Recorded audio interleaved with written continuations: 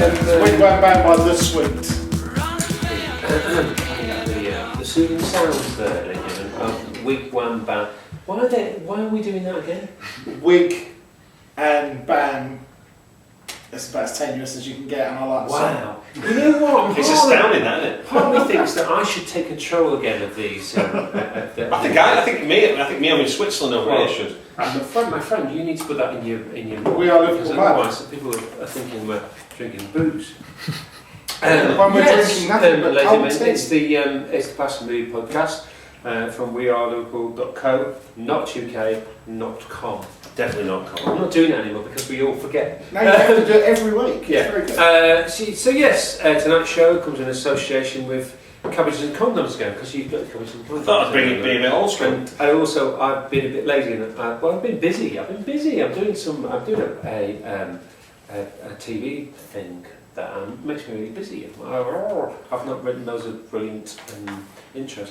Anyway, it's in association with November as well, because Stuart there. But it was September and it was August and it was Moonlight. With the originally, was that part of? No, not at all. No, a friend's wedding was like pretty 40s theme, so I think it's a really good thing, but at the same time, I'm finding it sort of sinister. You walk down. Mike Owen's moustache was particularly Are you scary. sort of saying it's got a striking resemblance to a 1970s Radio 1 DJ?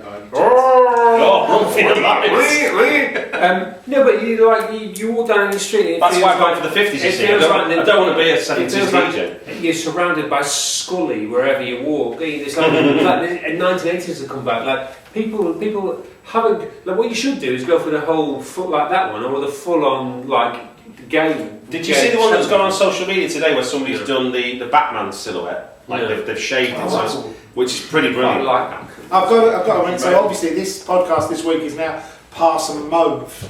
In the Nice. end of November. We're not putting any money into it or anything else. We're just saying. Pass and Muzzy. We're just saying that's good. We're just not shaved. If you've got that. Well, to be honest, I've let downstairs go fallow. So normally I shave completely downstairs. Yeah. Is that better for the cameras when you? No, it's just his neighbours never want to see him in the kitchen. I'll tell you. We've got no curtains at the moment. Well, we moved house, got no curtains. And since I saw Shelby's penis, I thought, oh, that's lovely. It's a lovely look. It's very much short back and sides, wasn't it? Indeed, and all bottoms over. and tops. Anyway, there we are. Yes, ladies and gentlemen, you may have guessed already. I have 50 Shoe next to me. Hello. Amusing intro. Amusing intro that follows from that one. And I had another third amusing intro that carried on for Ian, but he didn't turn up tonight. But there's been a communication issue. Communication issue. Perhaps we should hire Jen Chang as the communications director. Is he still there? We'll talk about that later. Yeah. Yes, ladies and gentlemen, we should talk about what happened. We won the game by 3 goals. There's been a terrible thing happen. Hold on, and it was at home. There's been a big mistake. Let's think about that for a second. That doesn't make any sense, does it? I actually tweeted on the Sunday. I said, I didn't dream it. We won 3-0. It still happened. It was on a Saturday. It was lovely. Saturday was it Saturday? 3 o'clock Saturday. It's like the old days. 3 o'clock Saturday. Turn up at Anfield, playing against an inferior team, and we play a team out, and it goes, and there we are. And the full I looked at Harry Hill. Sorry. Oh yeah, I know. She said it's Savile. It's Savile. Team, and they come. There you go. And there was a full house as well, wasn't there? Because Everton lost. Yeah. And Manchester Everton lost. Chelsea lost. Manchester United lost. Tottenham lost. Well, it was great, you know. Everybody around us that we needed to lose. And in terms of relatives, what's all relative is the 3-0 drubbing we got at the Hawthorns isn't looking so embarrassing now, because they've lost one game, won every other game. But to be fair, we did completely dominate in that game. Yeah. So, you know. We're better than everybody else, that's the answer. We are the best team in the world. Has Canada got a theory? Has Canada got a theory? We'll come to that. Oh, okay. So let's talk about that. Let's talk about that game. I've got running order. So I thought it was going to be the same old in the first half, because we dominated the game. It was insipid basketball for the first half. beautiful. It was Yeah, insipid. but no, it wasn't. Actually, you know What chances did we create? Yeah, but Apart from that, we were good. if we during that period where Uncle Roy was in charge, Yeah. if you'd watched us play that sort of football, you'd go, "Wow, we're a different class now. This is a great team. We're playing lovely football now," and we did. We played lovely football. And we played. A real stretch of associating the words Uncle Roy. Forget lovely. Lovely comes out of the equation totally. Uncle Roy and football are the two words that That's are what I'm probably saying. associated. If he was manager and we played that game, that first 35 minutes, while he was manager, we go, "Oh, actually, you know what? We got them all wrong. We're playing lovely football now." But actually, we've done lovely football to death, haven't we? And you go, "Well, fucking hell, that's it. We're not going to score here." We've got Do you the ball. think that it was the kick into the cop end in the first half? So we thought it was the end of the game, so we thought we'd just fizzle out, and then come out the second half, go down the road end, and it's like, oh, it's the start of the game. We're away. We'll be a bit energetic in the second half. In all honesty, it was a team that turned up for only the second time this season, and the first team to do it against us were Arsenal. And Arsenal sat back for 20 minutes and went, as I said earlier in the season, show us what you've got. And when they worked out we didn't have a lot, they took us to the cleaners. Whereas Wigan actually turned up and, in my opinion, went, "Yeah, we're all right here. They're never going to score. If we don't try and get too adventurous, we'll be all right with the point here." Thank you. And we spent 35 minutes in the first half going, "Well, come on, join in, have a go." And Wigan went, "That's right, you carry on." Did either of you see the Suso substitution coming then in that based on that no, first half? I didn't, because I thought he was actually played well. I didn't think he was that bad, Suso. Suso was basically like a fantasy channel player on that day because there was no penetration involved at all. Hello, that was a good joke. That was scripted. Was that scripted? No, that was totally off, that was totally off the wrist or off the cuff. Hey! What you prefer. Oh, he got so excited he sort of Drop your pack out the top. but for me, he changed it and brought a Henderson on, and you thought, "Oh, that's interesting. He brought Henderson, not Shelvey," and then suddenly we're much more direct. Where Shelvey playing central midfield would look quite good. And then you think, "Oh, actually, that's what he used to be, didn't he? He was central midfield player. He'd go up and down. That's what he bought. Linking midfield and attack. If you go back to the tactical reason for that, okay, so you could say there's two ways to look at it. Brendan's in-game management, as he's proven at Chelsea and he's proven at home against Wigan, is very good. Yeah. Or Brendan's pre-game management in his assessment of the opposition ain't all that. I think that's unfair. I think you can think what you're going to do, and it doesn't work. You have to change. I would agree, and I was slightly flippant because the Wigan that turned up to Tottenham turned up and had a go. Yeah. So he had no reason to expect the Wigan that turned up against us. But it was, to be fair, as if Martinez expected to get the ball more against Spurs, and quite rightly had assessed that he's not going to get the ball off. I've never thought about it. It's a bit of a Mourinho trait, isn't it? The idea of a first half sub. That isn't. Most managers will wait till half time at the very least. But what he did do, he's discussed this at length.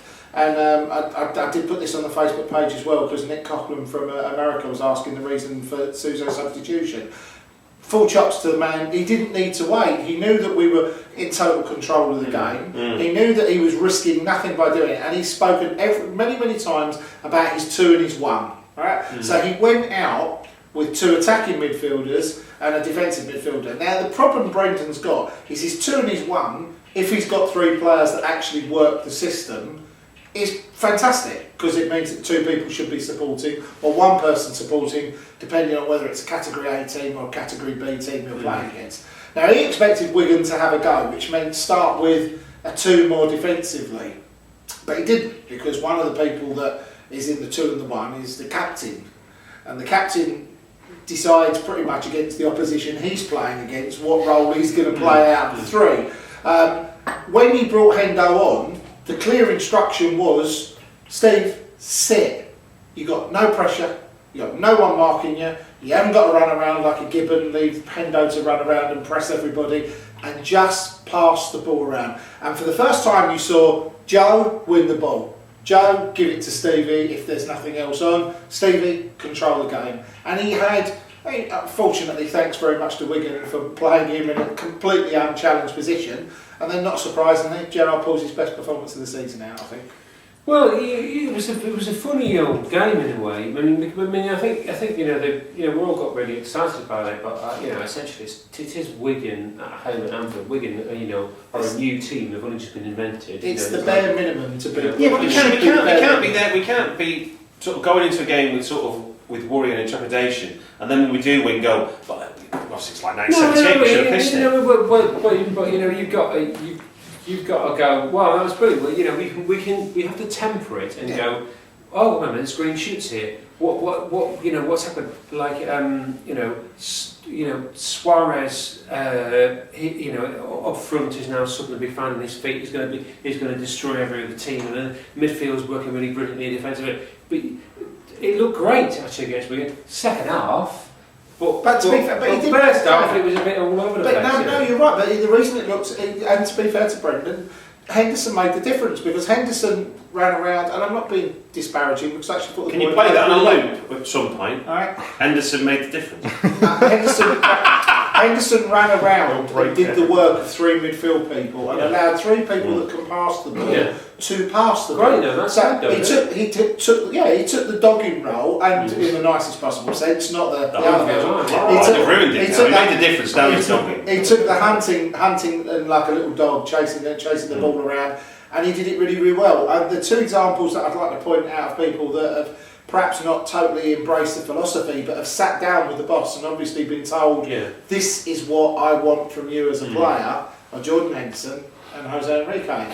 Well, we're going to move on to Enrique because... Where was Enrique playing then? Was he playing the Bale? I would like to question now, what by the end of that, what we were playing. We were playing 3-5-2 or we were playing 4-4-2 because I was interested. I thought we were playing 4-3-2-1 towards the end. What that gives you though, if you play him wide, Enrique wide, is that you give the option then to push him up into that situation. And then obviously we then because right back we've got a centre half playing now essentially. So we now have a situation where we've got we can push up and we can switch very quickly, can't we? And I think that seemed to work. I mean, my problem with Enrique, since all of a sudden, since now we've discovered that we play football, is that he was very limited as a crab.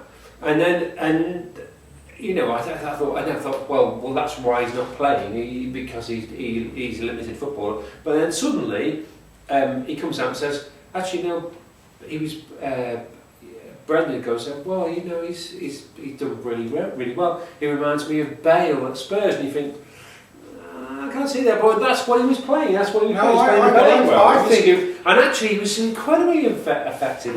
And he's like it reminds me a little bit of Risa in a way. He just like he's incredibly strong, and then just pours down that side, and he's once he's going, isn't he? He lights the left side up with pure adrenaline and testosterone. He will run through. He is the old-fashioned, probably like Risa. He is the old-fashioned. I'll run through a brick wall for my manager type of approach. I think he's epitomised pure fighting spirit. I think in the last two games, on the 180 minutes, he's been streets away, if you take Louis out of the equation, but he has probably been streets away the best player on the pitch in a row. And as we said last week, is that actually the previous season, he was our best player for the first quarter. But the reason we don't look at what Sterling does and we view what Enrique does so differently is because we have this preconceived now perception that Enrique should be playing at left back. Right? If Enrique had been brought in as a Spanish, if Enrique had been brought in as a Saidi, we'd be absolutely over the moon with what we're getting out of him so far. But the guy has taken the opportunity to totally reinvent himself. One of two or three players now that were given the opportunity to reinvent themselves. Cole, Downing, Enrique. Henderson perhaps being the fourth. Henderson wasn't really given the chance to reinvent himself. He was played where he should be played. Downing, try and reinvent himself as a left back. I can see Brendan's thinking, the guy's a better passer of the ball, he should be fine. It's not a stretch to play left wing back. He hasn't got the balls for it. Joe Cole has showed no application to play anywhere at all in a red shirt. And Enrique has totally reinvented himself. Maybe a short-term thing, maybe a long-term thing, but he's taken on board everything his boss has told him to do, applied himself to it, and the results have been staggering. If you're Stuart Downey, you've been signed for £20 million and you can't get anywhere near that team, and you've got a left back, you've got a right back playing left back, and in midfield you've got a left back playing in midfield. That must be the most. Hold on. The other thing to think about is when Daniel Comolli goes for an interview at another football club. You know, what was your record in the transfer market then? Well, when I was at Liverpool, I just put my finger in the air and said, "What do you want me to pay?" And that's kind of what we're looking at now, isn't it? With the deal saying £100 million. I brought Suarez. Oh, the fourth wall's coming. He also bankrupted Portsmouth. Yeah. Okay, so it's And he did quite a good job of getting sacked by Arsenal and He Spurs will as get well. a job because he said he'll say I brought Suarez to Liverpool. That's what he'll do. And I brought Bale Spurs. Yeah. Two of, I would say, if you're going to choose a perfect European 11, both of those players. I'll tell you what, I want that job then. The job that says you can spend £100 million. Talking of Suarez, It's quite right. For every Bale that you find, it makes that for everybody else. it actually does. Bale will go for 70 million quid. Well, I think Between 50 and you 70 know what? million. At the moment, he's worth it. He's fucking brilliant. He's absolutely brilliant. And that Spurs, And the media keep telling everybody and he's the brilliant Spurs, as well. the Spurs Arsenal game sort of proved it. He was fucking brilliant. He's impossible to play against at the moment. He is. I think that's because he just passes the ball to anybody, but that's a different podcast. So I have in here. I have Suarez. The whole match of the day thing. We watched the match of the day and them saying how brilliant it was and yada yada yada. But actually, the biggest thing they talked about, and the last game on was really annoyed me. I know it was. We are mid-table. actually. We are mid-table. And they were banging on about Suarez stamping again, and I agree in a way. He doesn't need to do that, and I don't care. you enjoy that. I Stamping. don't care. No, I just don't. I think you he get kicks things. out and he flicks out. You at get everybody. things taken out of context. You look at Martinez. I watched Roberto Martinez in interview, and obviously there's a man who is doing very well. He's very good from a PR point of view and a press point of view anyway. But there's a man very careful not to offend the Liverpool board. But he didn't say anything in future, some point, you never know. And he said in the interview I watched, it could have been construed as nasty. The referee didn't give it. It happens 5 or 6 times in every game. I don't have a problem with nothing being given. I don't have a problem with it because it happens to every player 5 or 6 times in every game. Now, when you look at the BBC website, that's taken as Martinez accuses Suarez of stamping. Well, you look at it. It's Just not on the pretty, is it? we seem to have raced into Suarez stamping, whereas we haven't really talked about the 3 goals we scored. Oh, we come Well, back you to know, that. Suarez is the best player. No, that we scored. Not the 2 that Suarez scored in that 3. The fact was that we scored 3 goals that I think that a fortnight ago when I was on this podcast, we were talking about the lack of creativity in Liverpool as a team, and it was wholly reliant on the magic of Suarez.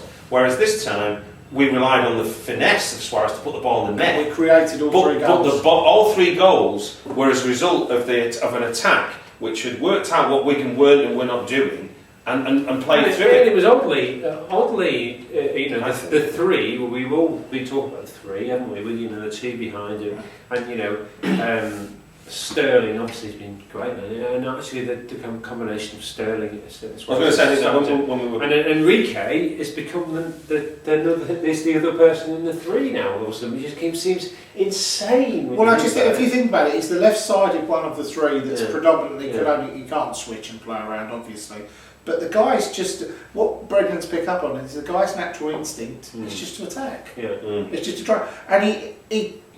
So many, I mean, Wigan did exactly what Chelsea did. North, isn't it? Yeah, well, it is, but it's also Wigan did what Chelsea did, and he's such an irresistible force going forward that they have to double bank on him, and then sensible people in midfield go. There's 2 of them gone over there now. What's just use the space. What's interesting also in this game was that we didn't, if you look at the stats about possession and stuff, we probably shaded it, but it wasn't complete domination of possession. It wasn't complete domination of short passes and stuff.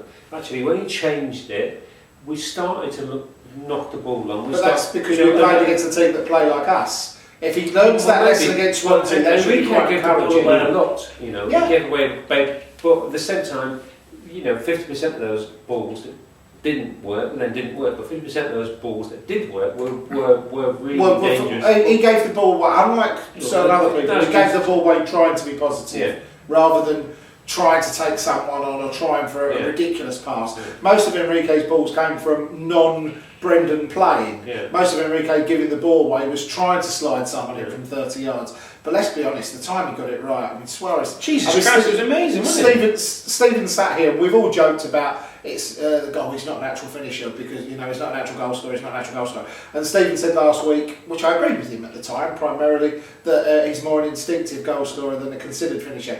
The finish for the second goal is out of this world. It's him and Messi that put that ball in that net from that run on current form. It was fantastic. I mean, the ball... I mean, Enrique and Suarez are on a different telepathic plane now. It's like Gerrard and Torres. I mean, he looks for Let's not get carried away. It's good, though. No, but he looks for him. You look at the goal, the what everybody, you know, the long goal is a deliberate. You've all seen the footage. It's a deliberate look, and he almost, you know, it's almost scripted. He tells him it's on. The runs against Wigan, he is talking. Did you see Suarez in the goal celebration grabbing his ear? Yeah. Have you seen it? I mean, he talks to him and tells him he looks for it. Now, it should be fairly obvious that's what Enrique's going to try and do, but it's how do you defend against Luis Suarez once you've put him in that position? Well, you know, it's a bizarre situation that, you know, he's been put in that position and that combination happened. And you've got to go, well, that's up to Rodgers. Yeah, He's found that, and that's brilliant. And I expect him to start, you know, in the next game until he buys someone else to go better in that place. It's almost like, in a way, we've if you look at the first 10, 11 games of the season, we've benefited from, in a perverse way, we've benefited from the adversity of the shit August transfer window. Yeah. Rodgers has been forced to go back to the drawing board. That's a really good point, actually. We've actually... Football teams... He's actually gone through the whole squad, including the youth squad, and gone, let's try you. So no. Actually, we'll go with those young kids there, and then we'll go with you, senior professional, but in a completely different position. Because we wouldn't have had that if he had the proper money to spend. Because you think of the mental makeup of Liverpool, I mean, it's like a crass comparison, but if you look at where QPR are now, they've arguably got some talent that should have them out of the bottom three, and yet they cannot get arrested.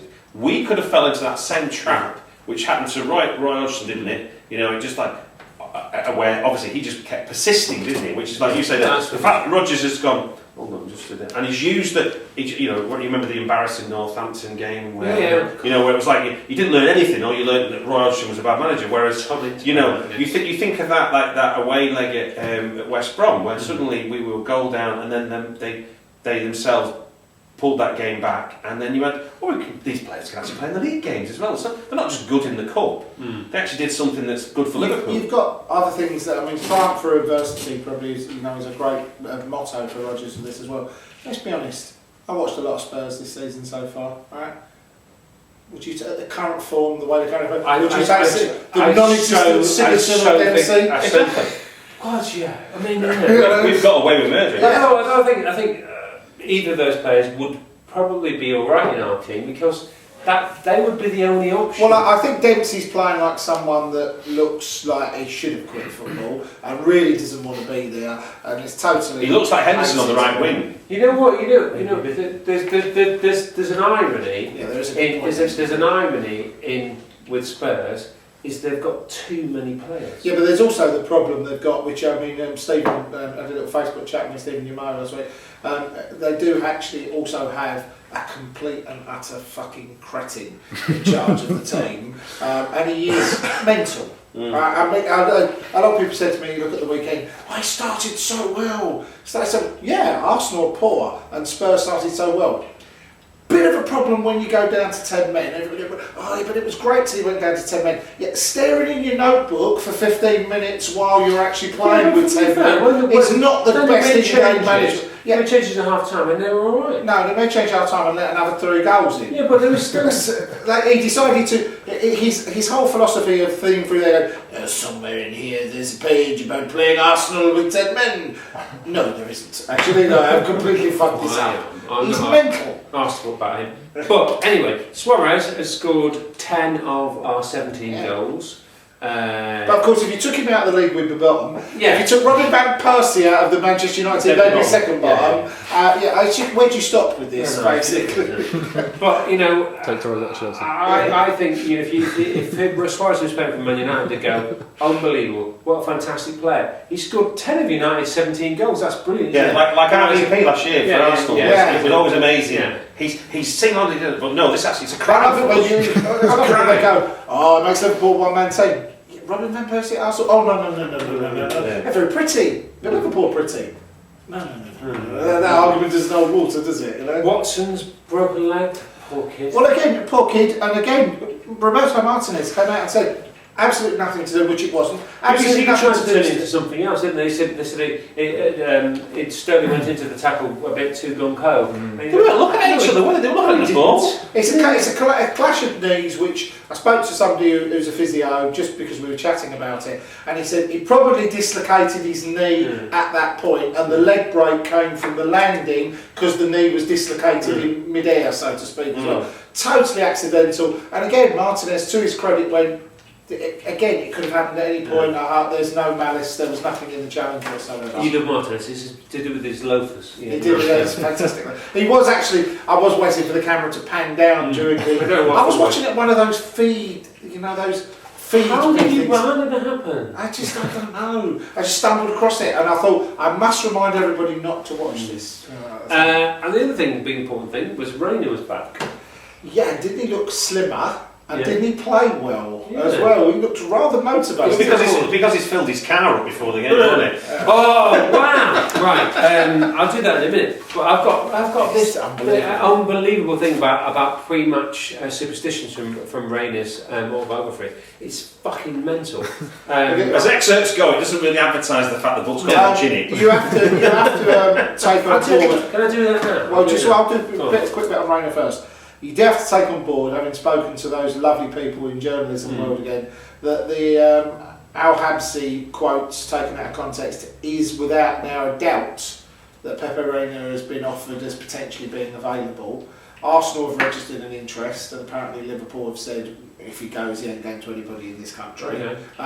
It is between 14 and 17 million. He doesn't want to leave. He's made it very clear, apparently, to the board he's got no plans to leave. But if the right offer comes on board, both parties would probably see it as the right time. Effectively, I personally wouldn't mind in the slightest. Although what Brendan has done from the Pepe that took the pitch at the weekend, that was a far more motivated, slimmer, fitter-looking Pepe than I've seen for a long time. I think we have to raise money somehow.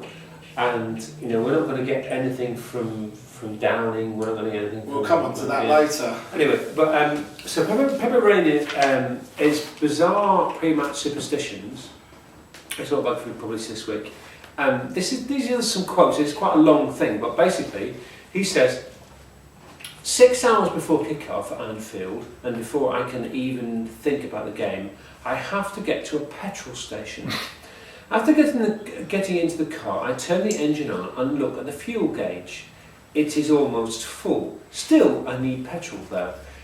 So I head to the same garage that I always go to when we're at home, a small filling station on Queen's Drive that is almost exactly halfway between South Liverpool and the stadium. I get there, open the petrol cap and begin to refuel. It's quite literal, isn't it? I am only at the pump for 20 seconds. Can I stop you there? I mean, to be at the pump for 20 seconds is going some in today's climate. Sorry, my life. Also, and the tank is full, so I go to pay. The cashier gives me a bit of a funny look, and to be fair, I cannot blame him. Okay. My desperation for success makes me superstitious. And you think, well, you know what? You should just pack this in because we're going to be shit for that. My own personal pre-match routine, the same steps as all. These same steps before I go to bed, this is the day before, so he does this the day before, okay? Before I go to bed, I have a couple of cheese and ham toasties. Cheese. So, do you know what? For Christmas, you're really selling this biography. Living the dream. Living the dream. I have a glass of wine. Oh, well, Wow. hello. You devil. When I get to Anfield, I always park in the same space, number 39. He's tried 41, 40, and 42, but it doesn't quite work. It seems we have to be at Anfield for 11:15. Oh, If it's a 3 o'clock kick-off. I always get undressed in the same order: jacket, tie, shirt, shoes, trousers, socks. And then I have a massage with Rob. Lovely Rob. Sweet Rob. Does Rob have stones by any chance?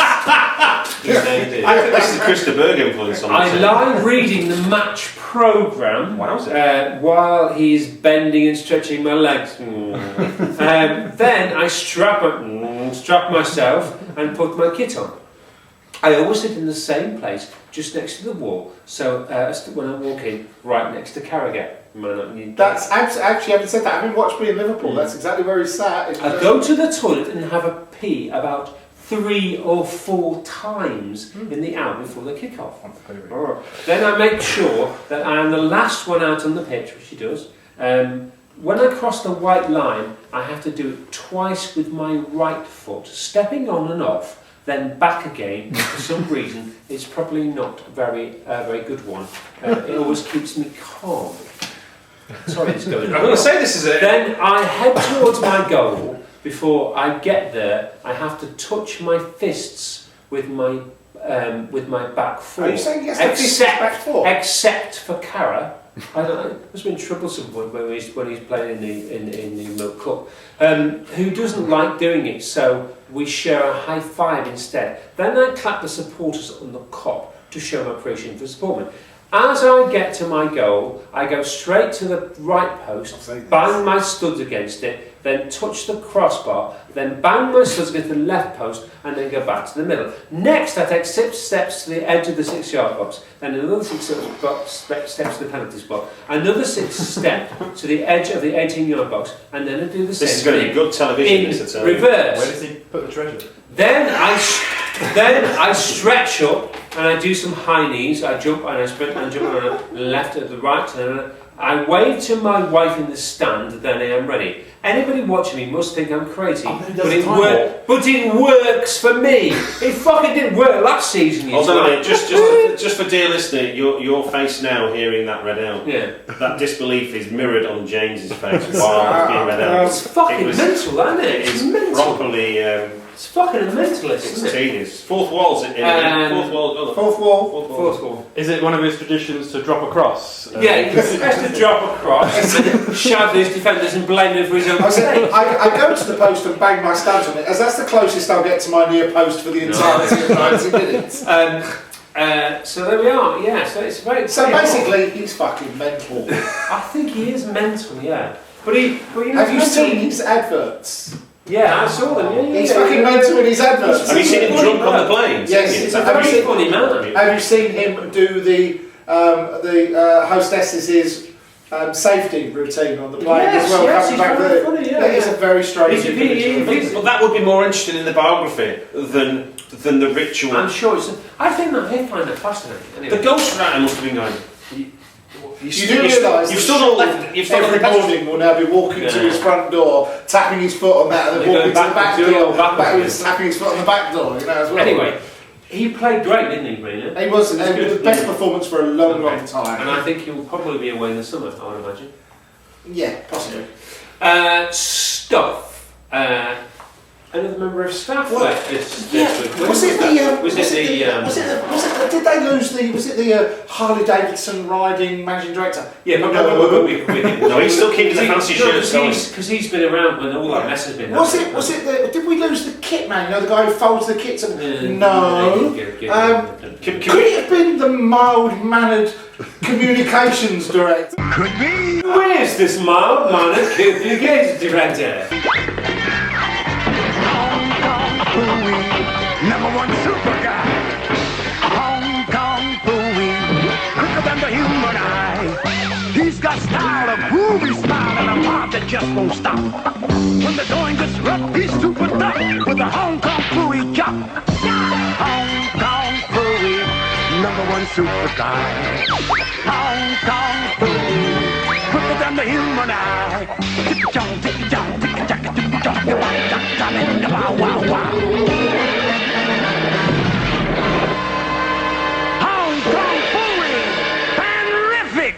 Well, all I know was that I'm in whoever the it was Twilight Zone here. that bloke got Hong Kong food shop.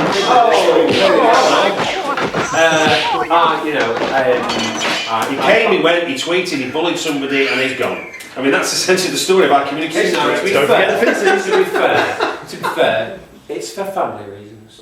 Yeah, that's fine. He came with In other words, we didn't He pay came with any the money. reputation of a global sports TV I'm sorry. station owned by Disney. He came to Anfield and made himself out to be like we were more of a village bloody corner shop owner. No, I'm just than saying. anybody I else. think when you look at his, I mean, you've got to be fair to the guy. Nobody did a proper background check on him, and his middle name being Yakuza probably didn't work for him, actually. So. I think, what you're all doing is making fun of a gentleman who just wants to look after the Chow family, and that's fine. He wants to take a back seat. It's been quite an intense period of time, and it's fine. Did And he not just think wants- it would be? And at the end of the day, it's for family reasons, and he doesn't want dog shit through his leg.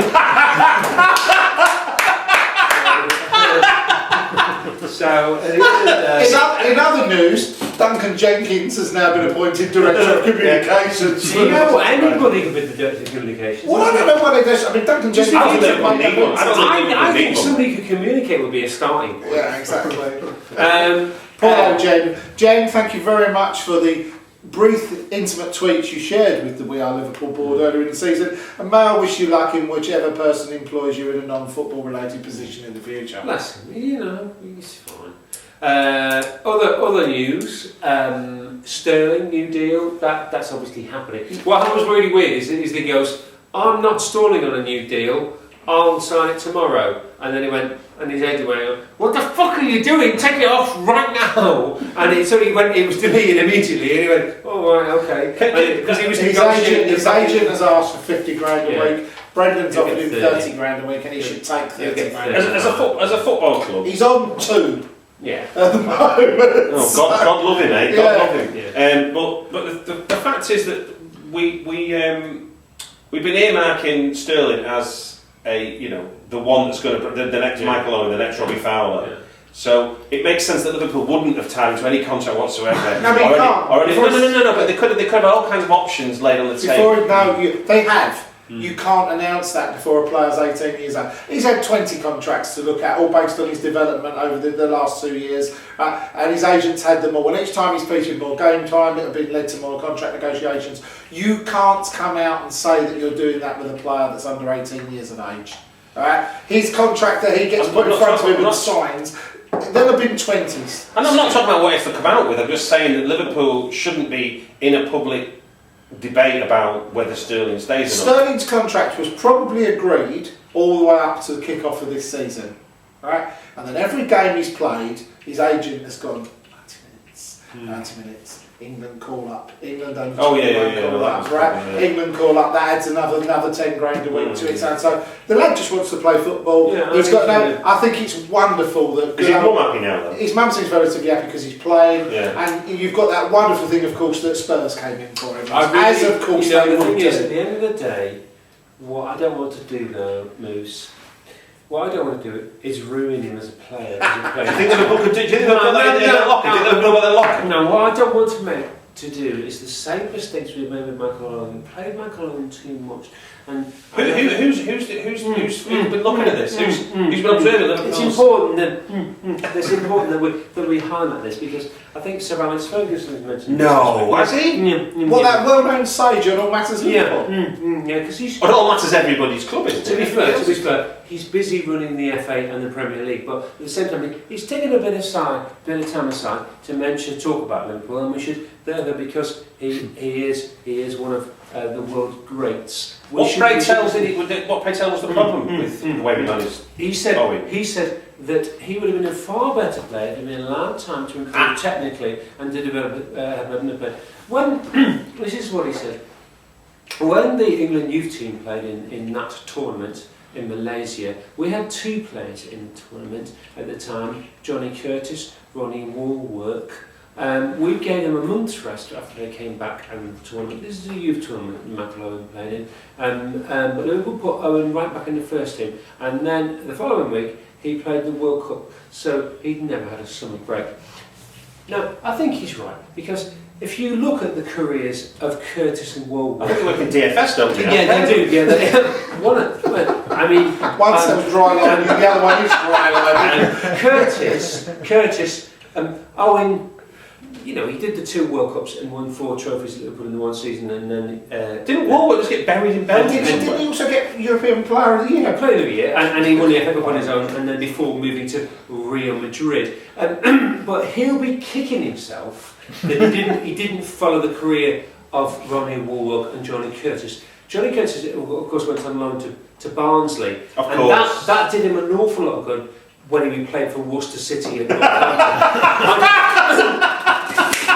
He's now currently out of contract, having played in Australia. And he will be so thankful. Well, he'll finish the career much fitter than Michael. Yeah, he'll be so thankful. He won't have the racehorses, the helicopter, because, you know, the trophies, the awards. Because at the end of the day, All the money. at the end of the day, Liverpool haven't ruined they ruined McIlroy's career, but Manchester United and Sir Alex Ferguson have been for Johnny Curtis have essentially made his They've been the motion of the man. They've sort of made his fortune, and don't be surprised any minute if Johnny Curtis becomes European Footballer of the Year, because the way he's managed his career, do you know what else as well? And he's not ruined his career in any way at all. Do you remember this young thing that they brought over from Portugal that played every game in his first 2 seasons in Manchester United, and then went to play for Portugal in the European Championship? I mean, that's a real bad example. Ruined his career. He's not doing anything else. No, bless him. I'm more thinking about more front than a fucking bus at the minute. I have to compliment the fourth wall, because James has taken over as the headline writer. I'm waiting for the lawsuits to hit on the We Are Liverpool homepage, and the headline article for this, which I must admit has certain punch to it, is: will someone take the bottle off old Red Nose? He's gone off on one again. Do you think though? I mean, imagine the David Steele, David Owen puppets from Spitting Image, right? Yeah. Imagine that. You've got Michael Owen as David Steele, you've got David Owen, which is Ferguson, and you've basically got Michael Owen going, you know, the Liverpool, they're really smart, Michael. You don't worry yourself, son. I understand. I'll tell the world when it's right. When you're at Stoke, I'll tell the world. It's not quite. It's not quite there, but I mean, I often now can't, even though it doesn't quite fit the character, I can't get to anybody who's watching overseas. Rowley from the Fast Show, because you just get this, get this version of 1999 treble, anyone wine back there, Liverpool,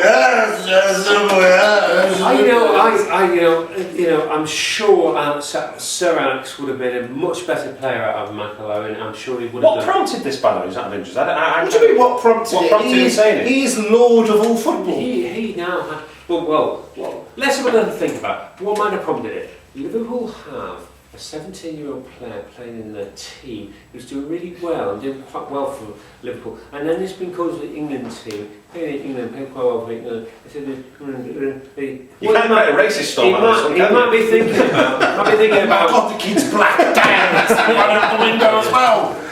But I don't. Is he playing Brendan Rodgers then? I don't like Jamie Rodgers. Jamie Rodgers. Kenny Rodgers. He's trying to play. Of course he's trying to play. He's trying to play everybody. He's trying to play. He says, "Oh, what do you want to do? You don't want to waste those young kids. You ruin their career. Right, Lee Sharp. There'll never be a Ronnie Woolwork unless you." Who was it? Let's say, come then. Who scored Manchester United's equaliser winner in the cup final, where Mark Robbins saved him in the previous game against Oldham? Who scored the winner? Yeah, one of Fergie's young, bright, up-and-coming talents, and I can't remember who it is either. But he scored the winner. Lee Martin. Lee Martin. What year? I've served him in Ladbrokes. Lee Martin. He's gone from strength to strength. Lee Martin, his career was perfectly managed after he won the FA Cup for Man United. Peter Beardsley. Vancouver Whitecaps. Peter did the- Beardsley was let go Yeah. because he didn't. Oh, let's not go to his level. Let's leave Ferguson alone. No, well, you know, swat. Anyway, Jamie Carragher this week came out and said Some stuff, didn't he? he's talking about Liverpool being a top 4 finish.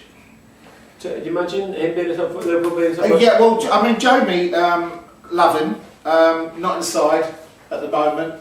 And looking at we'll come on to the fixtures a bit later.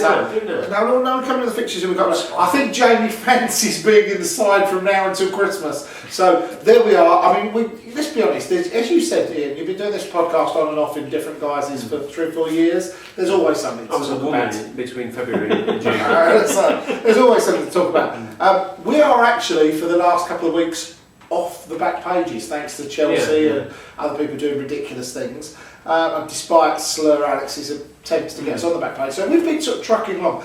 We've got no pressure on the team, we're sitting in mid-table, we've had a shit run of fixtures, which nobody's really highlighted or used as an excuse, and I'm very glad about that. And then we've got our next 8 games are Swansea away, We'll lose that. Hard. Spurs away, Lose that. Southampton at home, Draw. we won't lose Spurs away, and we won't lose to Swansea away. West Ham away, Lose that. we'll win. Villa at home, Win that. Fulham at home, we'll Draw. win that. Stoke away, Lose that. I think a draw. And QPR away, Lose that. Go to new manager. alright, be quiet. We'll come on to who that's going to be in a minute as well. So, 8 Which games. one's Boxing Day? Which one's the which? No, QPR's the last one before Christmas. Oh, is that After right? Christmas. And then we've got Sunderland at home on the 2nd of January. They'll have one manager. Right. won't they? That doesn't make any difference. Right. Those games are all points takeable. That's if you're looking. That's the Points big takeable? There's good. Spurs away. Spurs will get. Spurs away. It's going to be tough for us. Isn't it? Oh yeah, Wigan found it really hard. Wigan found it really. Spurs haven't won a game of 4 at the time of this podcast going out. Right, and Spurs have just been spanked. They're in complete disarray, and they're managed by a I twat. grant you that. And managed by a They've got a twat. great squad. They might. This Yes, was the that's their prediction. manager. They had a great squad in the last 4 games. Haven't picked a point up in any of them.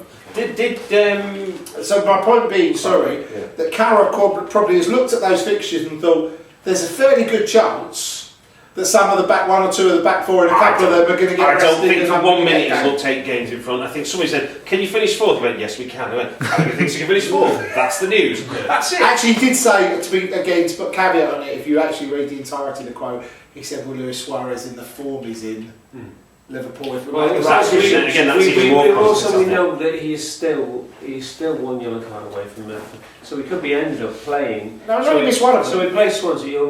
He won't miss Spurs. Well, you know, he might get a If he gets a yellow card against Spurs and misses Southampton at home, you I'll know be what? able You to know, work it with might that. be worth getting a yellow card. Look at at Spurs. Spurs. And let's be honest, go out and kick Gareth Bale just for the hell of it and just take over Charlie Adams' role in the team. So anyway, we should talk about the only the business. We should talk about petition. Talk about petition. Well, that's just you. It's just you. I think the last update I saw, I've been retweeting it as much as I can. So anyone else that's looking at the Anne Williams petition is, I think it was 10,000 we needed last time I looked. So by the time we're talking now, for the folk who are from I off of abroad, to explain who Anne Williams is and why it's important. Anne Williams' son passed away. Yeah. Was it? Hillsborough. He was the guy the young kid who could have been saved. And Yeah, she, that's right. He was the young kid who she never believed well, quite rightly, obviously, she never believed the inquest report that he died. And this is the real inquest, isn't it? Sorry. And he is the one case where there's been obviously admitted history, decent admitted history that even before. that before all the inquest. And she's got terminal cancer. Yes. And She wants to see justice done before she dies. Yeah. And so they want to bring that inquest forward. And there is an online petition for that. We will put the link up. Yes. We will put the link up. We'll do a voiceover at the end of it for obviously for the audio version. I mean, essentially, just look up Anne Williams. To all of you who live overseas who can't sign the petition because obviously you're non-UK residents, I would like you all to tweet it if you're on Twitter or go on any other Liverpool Facebook pages that you're a member of and advertise the petition. Tell all your UK friends and family. And if you, I don't know, if you were to live in England, what kind of postcode would you If like? you lived in NW7 6DQ, for example, SW16 6BN, CM34SB, then that might help. yeah. But you know, Not that we would ever have. no. You know what the thing is? What you should do, I suggest every time someone comes to the website and finds one of those and falls upon one of those things that we're trying not to put up. To make sure everybody does know anything. They should tell as many people about it as possible. But somebody should leave a postcode with that. Yeah, of course. And they should tell as many people not to use that information. Yeah, really important. Absolutely, yeah. So anyway, but that's incredibly important because, you know, if the woman's dying, she knows she's dying and she just wants Just some place for her son. Yeah. That's fantastic, isn't it? There's also a charity. I'm not a great lover of charity singles, but at the same time, bang. But Kenny and everybody are behind Yeah. it, and it is a rework of He Ain't Who He Is, he's my brother, rather. It's a great song. Which is a fantastic song, and the money's being evenly split amongst all of the Hillsborough charities. There is a big push for it, and let's be honest, I'd much rather have a Hillsborough charity single than any Simon Cowell influence shite at number one. And you'll for give Christmas us as a well. blast to that, will you, on the podcast? You can give us a bit of a... Yeah, we'll give it a bit of a There will blast also to that. be an article on the Facebook page linking back to the website about the making of the single. There's a video that we actually have all got permission to Okay. upload and do Right, as well, which brilliant. is quite good.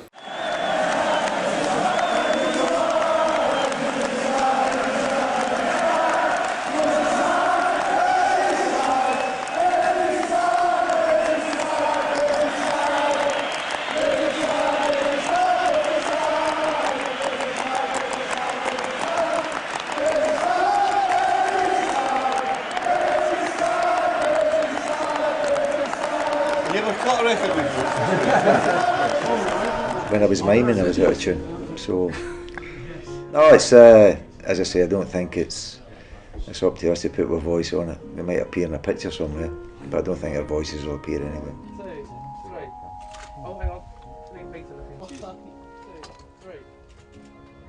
The thing is, I know that I'm coming in as a backing singer. Really, I think the reality is Alan and Kenny are trying to reinvigorate their own singing career, and this is just part of their new career. And that I don't know whether people know that they're going on tour next year. The A&K. It's going to be the A&K rap.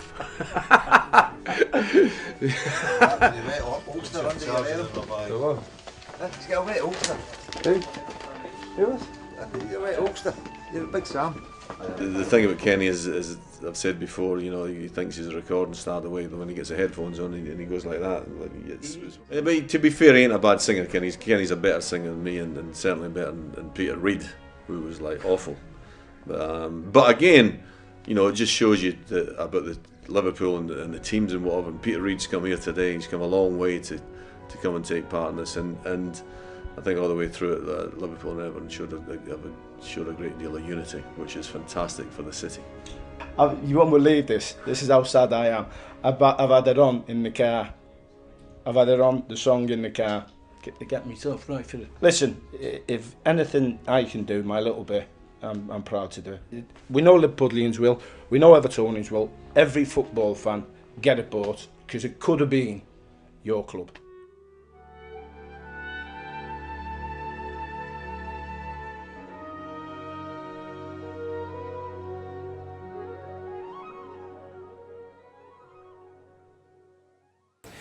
Kenny's very funny in it.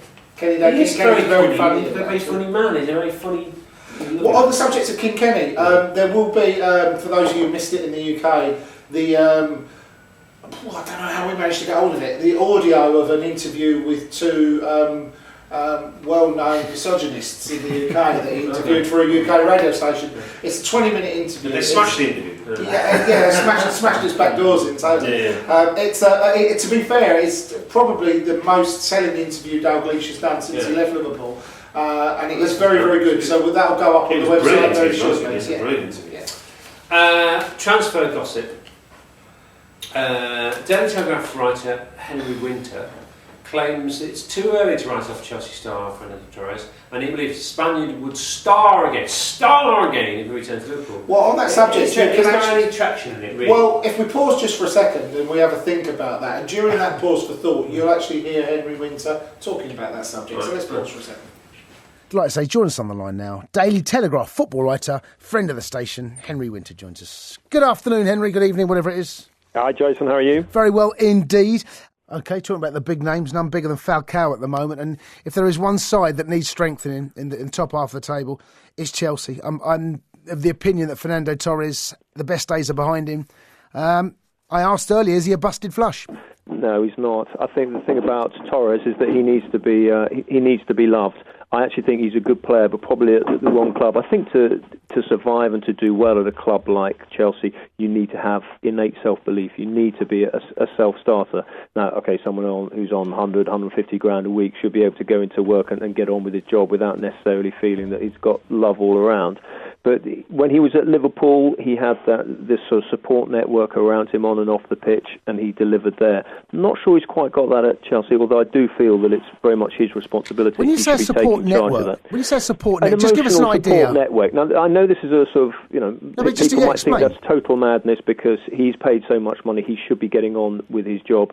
But I do feel it's not the warmest of clubs compared to other clubs, Jason. You know it well, but maybe it's a London thing. I don't quite know, but you talk to players and there isn't necessarily that love. And Torres is one of those players, and I know Di Matteo has tried to work on him and build up his confidence and show him the love, but he really needs that. And I think anyone who's writing off Torres as a busted flush and saying his career is completely over doesn't quite understand the DNA and the psychology of the individual. And I think if Torres goes to another club, whether it's back to Atletico or maybe if he returns to Liverpool, I think you'll see he will deliver again. There were signs at the start of the season that he felt loved, and Di Matteo, to be fair to him, had created this platform for him, but he hasn't quite worked out somehow.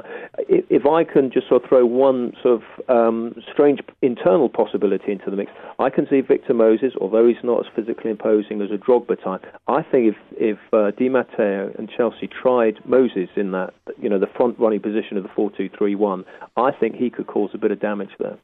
Otherwise, Falcao, I agree. Yeah, I mean, when you look at Chelsea's situation, they only have two strikers, and Fernando, for reasons that maybe you've just named there, I'm of the opinion as well that I think he takes easy options. I think he goes down where he went down against Man United, where it's the easy option. He went down in the box yesterday. I think he's looking for an easy way out at the moment, and he's not working through this. He's not, I don't think, giving himself the best opportunity to get himself out of this poor run. But I don't think there are any physical reasons. I mean, people sort of say of other players, his legs have gone. I don't think you can say that with Torres because there were signs early in the season that snap, that bit of pace was back there. I just think it's a psychological thing with Torres that, But it's got to change, Henry, because, I tweeted last night that I was watching Grant Holt, and I tweeted that I think the way that he played yesterday, he puts himself about, he kind of makes things happen. I don't think Torres, at the moment, is making enough things happen for himself. I think he's waiting for things to happen for him. I think sometimes when you're in this situation, you've actually got to try and make things change. Torres has gone from this sort of great camaraderie that he had around him at Liverpool, and he doesn't have that quality which you rightly allude to with Holt. Holt's got this sort of self-belief. I want to go out and prove myself, and I think Holt could do well at a bigger club. I'd hate to see him leave Norwich because he's a legend there, and I'm not sure Chelsea would be sort of smashing out on Grant Holt. Having been in Monaco for that Falcao performance, yes, I think you were there, just. He was absolutely phenomenal, and it was almost like I'm making a point here to the European champions, the potential bidders, that I'm worth getting, and maybe they can do a deal with Torres, and Torres will go back. But there's a good player still in Torres, and we write off players far too quickly. He's 27, 28. He should be in his prime. So I think it maybe in a different environment, Torres will flourish again. But I agree with you, there's a clear issue with him at the moment, and his body language is awful, and he just looks like someone who feels perpetually sorry for himself, and you can't have that around a club. I personally happen to agree with him. I think he's very fine with that.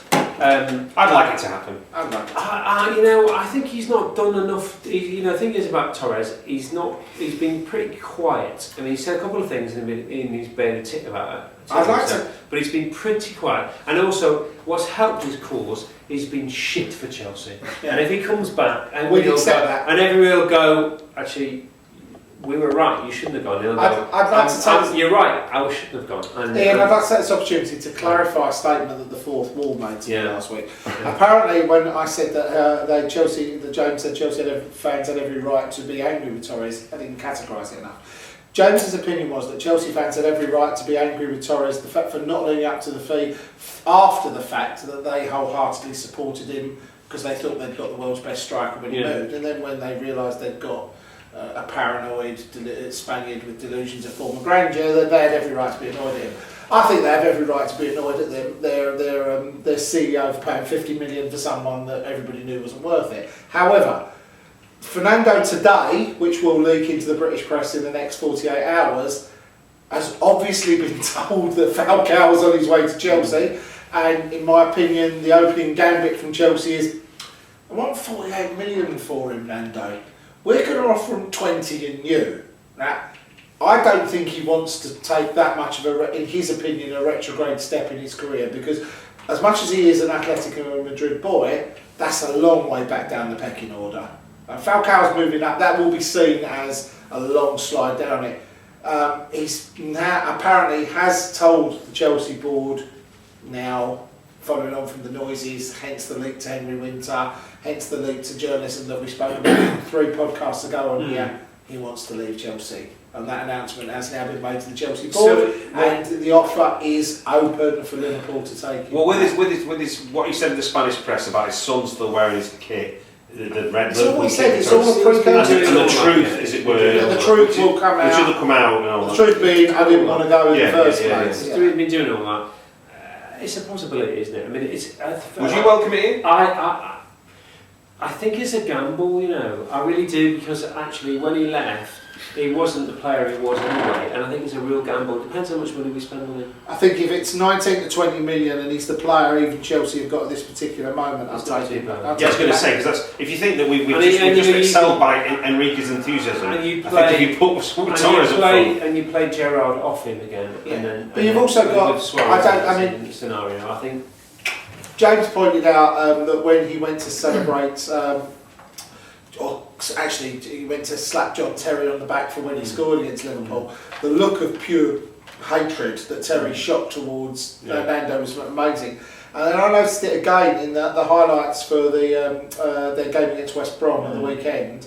There's a fantastic moment where Chelsea bring it back to 1-1. It's good to see West Brom, as you said, not make our Tonkin look quite so bad now. When the Chelsea equalised to make it 1-1, and he literally runs up to the scorer. He makes no eye contact with anybody else whatsoever. He just gently pats the guy on the back and says, "Look, I'm celebrating," and then no one pays him any attention, and he jogs. He looks like the little boy lost in the playground at the moment. It's very peculiar, isn't it? Very peculiar. I've had him back like a shot. City and Suarez, that's a non-story, isn't it? I think that was never a story. City and Suarez was never a story. Mancini is quite obviously on his way. Whether it's now or it's the race for quite.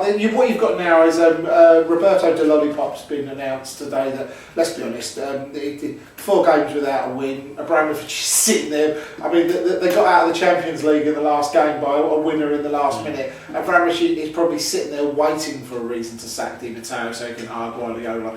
It's City and Chelsea in the race for Guardiola and whoever they're going to get rid of their manager first. Mancini's a little bit more coy, knowing full well he's probably more of an attractive proposition and has probably been angling for a better job. Di Matteo is just sitting there probably waiting, just pay me money. Just pay me lots of money and I'll leave, because I know it was on the cards in the first place. Well, if he comes to Chelsea, then you can see Suarez, the potential in Suarez. Suarez to City was never a story. Never ever a story. Would it be if let's take the hypothetical example that he was going to go to City? Are we talking that's 75, 80 million transfer, isn't it? That isn't based on current form, current play. You've got to look at it. We don't want to sell him, so it has to be ridiculous. I think Dick put that on the Facebook page. I mean, somebody in the papers who came up with 40 million. That's not even a starting figure. That's not even on current form. He's behind in European football, and we've had this discussion today. He's behind Lionel Messi. That's it.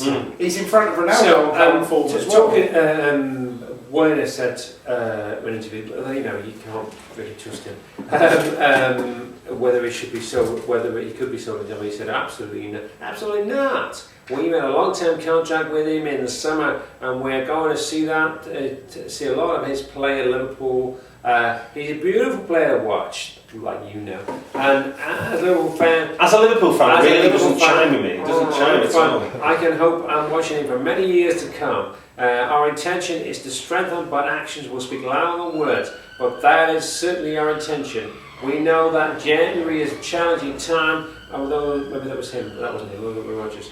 We know that January is a challenging time, and I don't want to say we've got X or Y, but hopefully the fans will be pleased with what we accomplished. When he said X or Y, he's not talking about the old Coldplay album. No, I'm not about the old chromosomes. And then Rodgers says we'll look to do something in January transfer window, though there's not going to be wholesale changes in terms of players coming in. That's the reality of where this club is at. We're looking to grow over the next 6 months. We'll get some reinforcements in January, and we'll hope the group who have been we'll hope to have them have the group have been magnificent for me so far. Also, I've got to say now at this point, I have to, for just keeping the American thing going, I have to say hallelujah, praise the Rodgers, because now we seem to have gone back to Liverpool going, we can not do any business in January, we're going to be completely under the radar, whereas you read Tom, old Uncle Tom, statement of this, no guys, no, we got money, we got cash, we're going to put cash on the table. No, Tom. We fucked that up last time we did that. Let's just say we're going to sign a new one. We haven't got lots of money to spend. Let's just go around and do it nice and It's quiet. interesting, isn't it, that he doesn't see the connection between going, we can spunk loads of money, Liverpool fans, to all the other teams going, well, they can spunk loads of money. I don't know how that he does, as a man that's made money. He's not. He lives in the world where... No, exactly, but he's talking, he is talking Liverpool fans, he's not talking He lives in the world where he thinks financial fair play is going to work. He's one of those deluded people that thinks financial fair play is going to work. But even with financial fair play, the idea that you would go into a buying process by announcing you've got plenty of cash is a bit weird, isn't it? It's a very American way of doing things, no disrespect. Anyway, just don't call him Uncle Tom.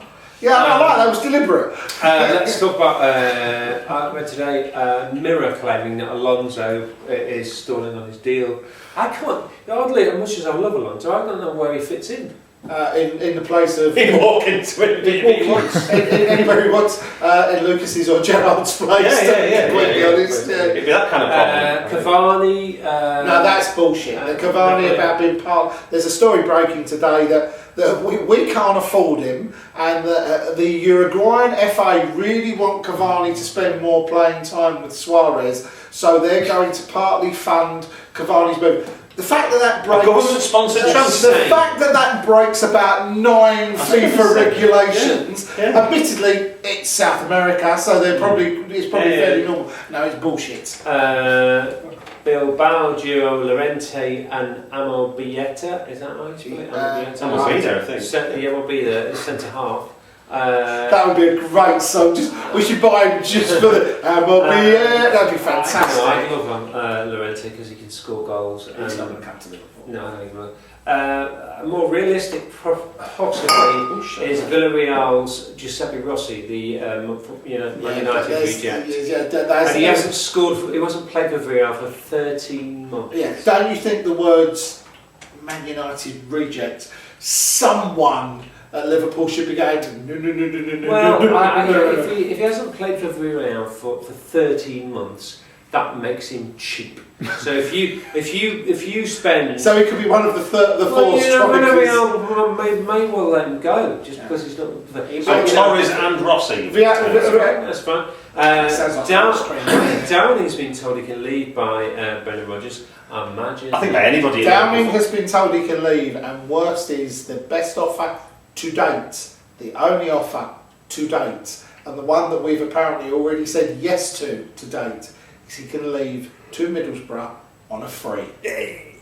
On a free. I said that. I said it the other week, saying he'll be the captain of Middlesbrough, didn't he? Yeah. To get himself injured. On 20, we're It's like Nick Barmby, isn't it? we're prepared to write off 20. Isn't it? It's like Nick Barmby when he went to Hull. It's that kind of like Just a ridiculous fall from Just get grace. him out. I think they basically said to Steve, what's his face, Steve Gibson, just take him and pay his wages. Don't renegotiate his contract. Because he'll sit there and, like most footballers, will sit there and say, match my wages. Now, Middlesbrough aren't going to match his. You know what? If we don't take a fee for him, they're probably, in the long term, we'll probably save him. He'll be great at Borough. Of course he will. That's the sad thing. Jefferson Suarez, Sporting Lisbon. Yeah, this is actually looking very true. I made quite a few phone calls about this today. Jefferson Suarez went on a permanent transfer to Sporting Lisbon from Barcelona. Barcelona, as they've done with people like Lukaku to Chelsea and like Real Madrid do with their players as well, have a buyback clause, first option buyback clause, which basically is a really clever way of making sure you get some money back from any ongoing transfer, because to buy the player you've got to beat the buyback clause. So apparently there's a 12 million buyback clause on Jefferson Suarez. My only concern is can you imagine a set of Americans going, we buy another guy called Suarez, perhaps they won't notice if we sell the other guy called Suarez.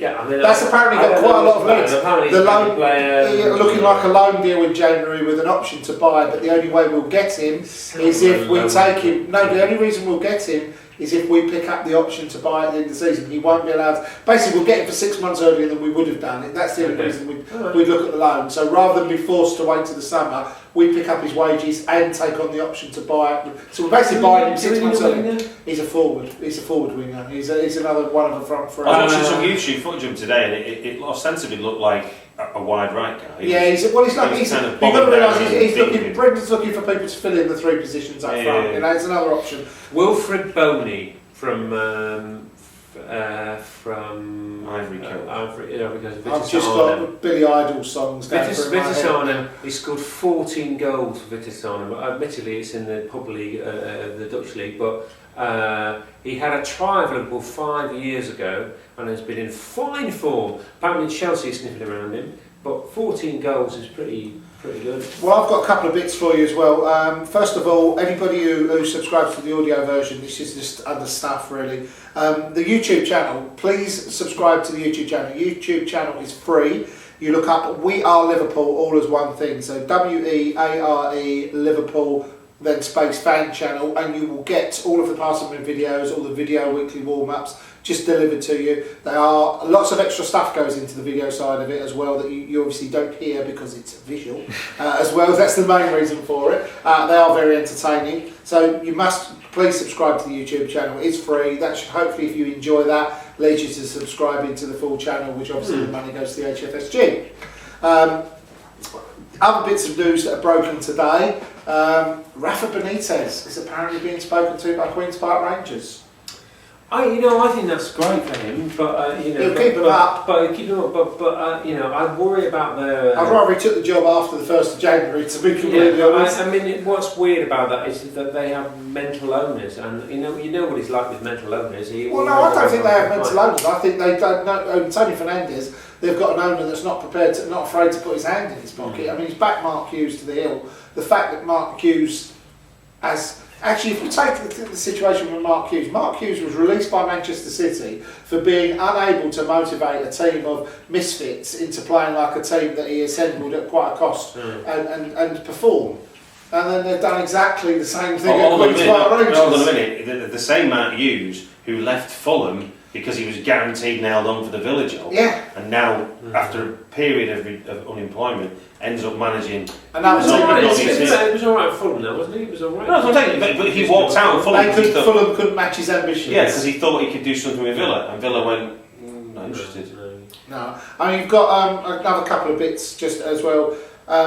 We're going to talk very briefly about the weekly warm-up. Everybody who listens to the weekly warm-up, you get to hear us guys waffle on about our predictions for the forthcoming games. Some quite entertaining.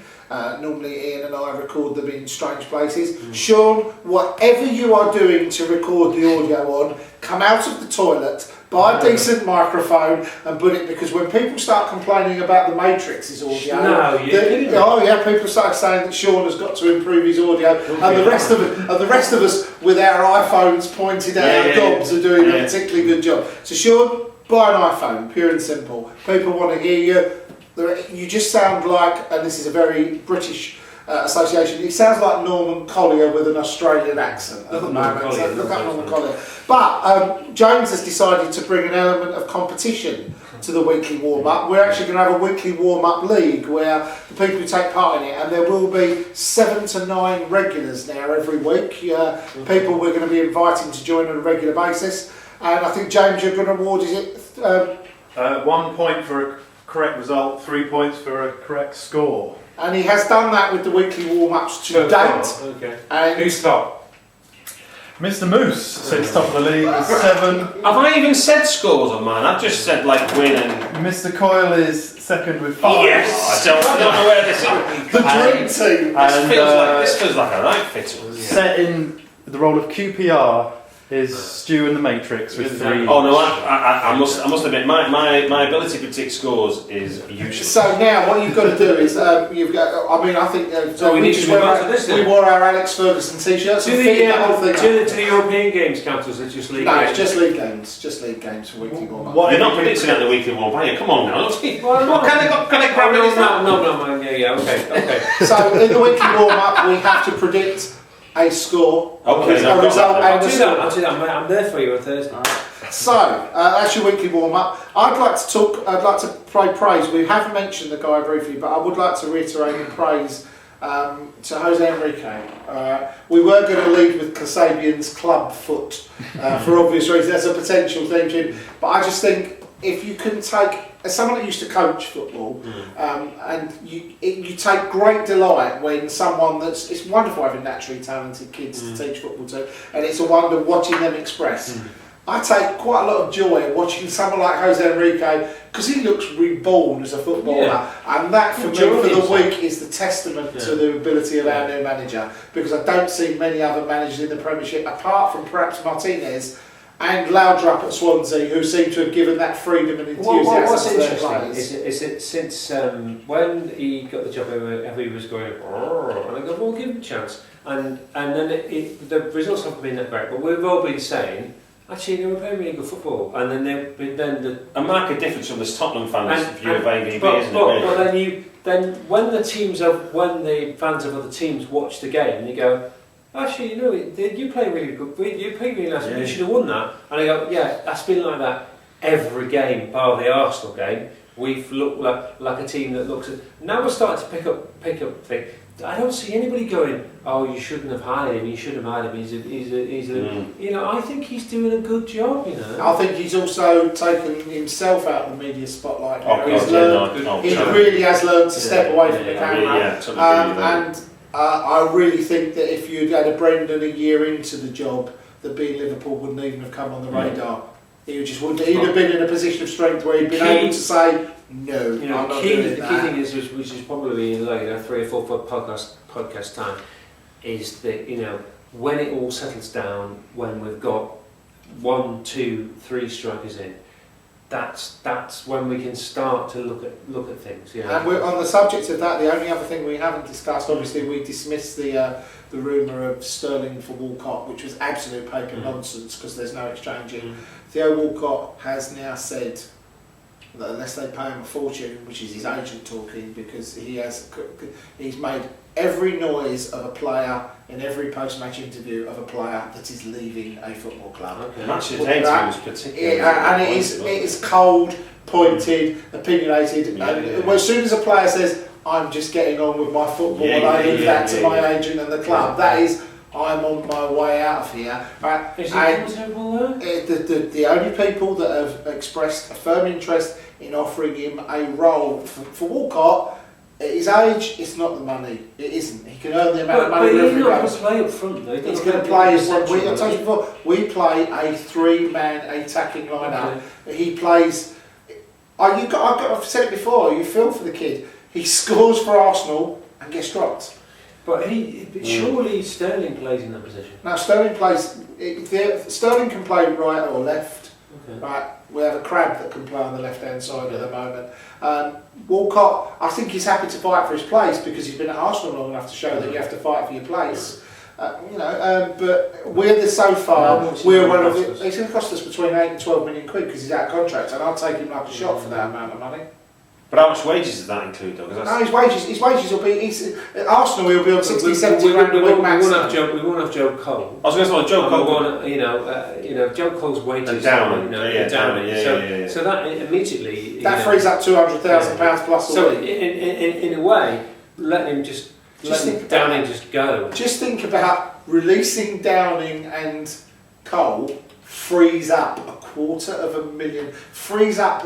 You think about it. We joked about Samuel Eto'o. Yeah. We paid those two players the equivalent amount of money a week that Samuel Eto'o earns. Which is £250,000 a week. Just think about that for a second.